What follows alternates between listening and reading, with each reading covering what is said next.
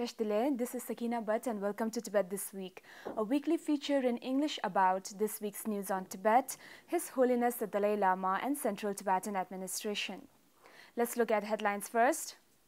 His Holiness the Dalai Lama encourages youth to embrace ancient Indian wisdom to tackle drug use.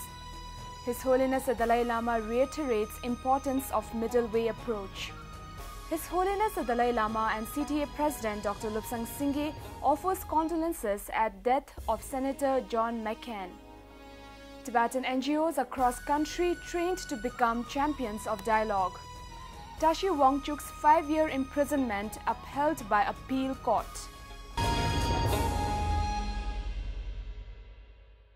His Holiness the Dalai Lama interacted with the Superintendent of Police Kangra District on the topic of drug use at His Holiness's residence on Wednesday last week. Now, modern India, I think you neglect about the ancient Indian tradition. So therefore, these young people,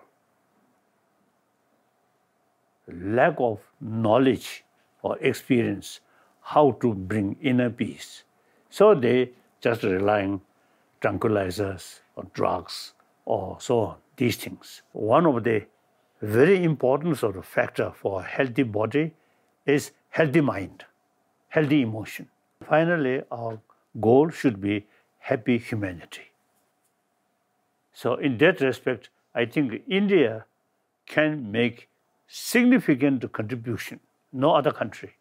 Teacher, I think, should should share young student some kind of enthusiasm, pay more attention about our inner value, then not necessarily relying on drugs or alcohol like that.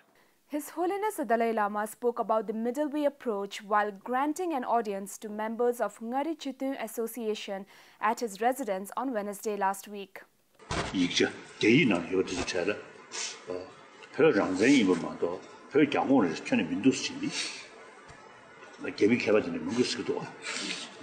His Holiness further mentioned that there are about 400 million Chinese Buddhist followers in China who follow Tibetan Buddhism, historically sharing guru and student's relationship. In reality, Tibetan Buddhism can enhance Chinese Buddhism in mainland China, His Holiness continued. His Holiness vividly recalled a wise advice of the late Pandit Jawaharlal Nehru, the first Prime Minister of India, who said that it is in the best interest of Tibet to build a relationship with China rather than depending on United Nations alone.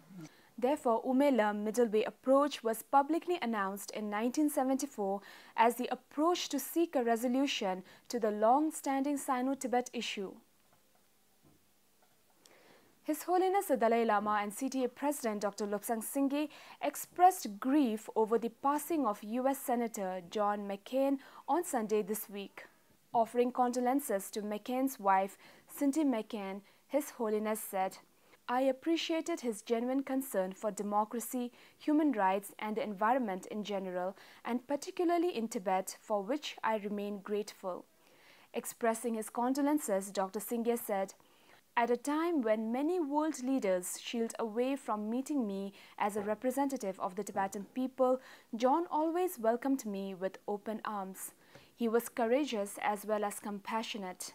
America lost a true American hero, Tibetans lost a true supporter, and I lost a good friend." US Senator and 2008 presidential nominee John McCain died at age 81 after a year-long battle with brain cancer on Saturday last week. The Middle Way Approach Desk of Department of Information and International Relations of Central Tibetan Administration organized a training of trainers on empowering champions of dialogue for members of Tibetan NGOs from across India from 27th to 29th August. The 3-day training saw 30 personals from various Tibetans based in exile. President Dr. Singye reaffirmed Kasha's unwavering commitment to the middle way approach to resolve the Tibet issue. It has promulgated the viability of middle way approach at every possible forum and has since garnered a groundswell of support at the level of both government and public. Dr. Singh highlighted the 4 focus areas to look at when examining the middle way approach: dialogue with China at both official and unofficial level, kindness of the Indian government and people for supporting Tibetans to become the most successful refugee community, global support and advocacy for Tibetan middle way approach, and fulfilling the aspirations of Tibetan people in Tibet. DIIR Secretary Sunam Norbudhapo argued that the middle way approach's first accomplishment came with the establishment of direct contact between Dharamshala and Beijing, when then Chinese leader Deng Xiaoping expressed willingness to discuss and resolve all issues except the independence of Tibet. Secretary Darden Sharling, in her remarks, expressed optimism that such workshops will help create more awareness on the policy, as these workshops were specifically designed to train leaders and activists involved in day-to-day interaction with public.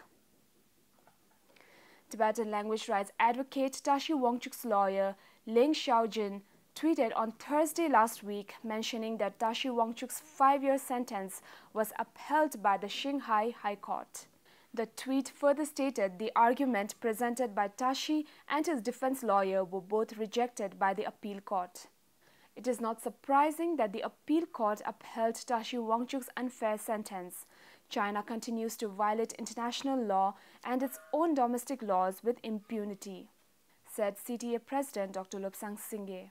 Tashi's case has garnered an international outcry, with UN human rights experts issuing a joint statement calling for the vague charges against him to be dropped. Representatives from the US, Canada, EU and the UK had all been denied entry to the trial back in January 2018.